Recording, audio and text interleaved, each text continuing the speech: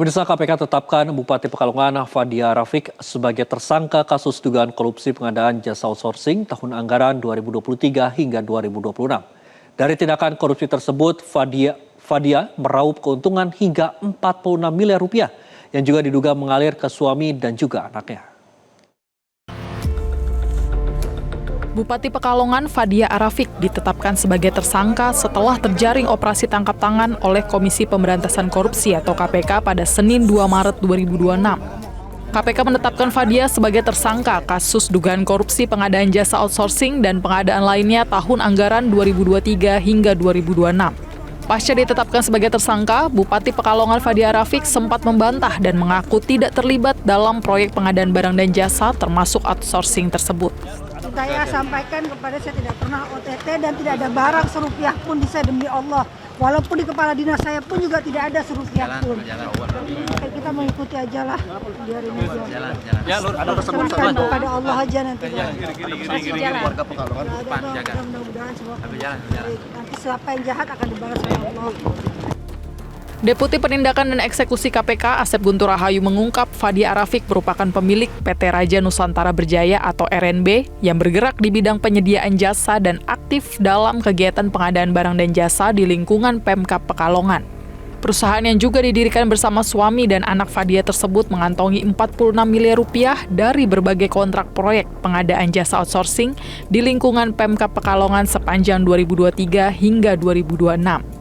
Uang tersebut diduga turut mengalir ke suami hingga ke anak-anaknya. Oleh karena itu, KPK juga akan memanggil para pihak tersebut untuk dimintai keterangan. Kemudian sepanjang tahun 2023-2026 terdapat transaksi masuk ke PT RNB senilai 46 miliar yang bersumber dari kontrak antara PT RNB dengan perangkat daerah di Pemkab Pekalongan. Kemudian dari uang tersebut yang digunakan untuk pembayaran gaji pegawai outsourcing hanya sebesar 22 miliar. Berarti ada lebihnya dikurangi sekitar 24 miliar.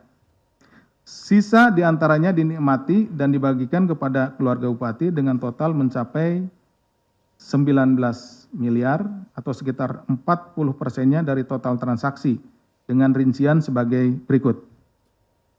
Saudari FAR sebesar 5,5 miliar, saudara ASH sebesar 1,1 miliar, saudari RUL sebesar 2,3 miliar, saudara MSA sebesar 4,6 miliar, dan saudara MHN anak Bupati sebesar 2,5 miliar.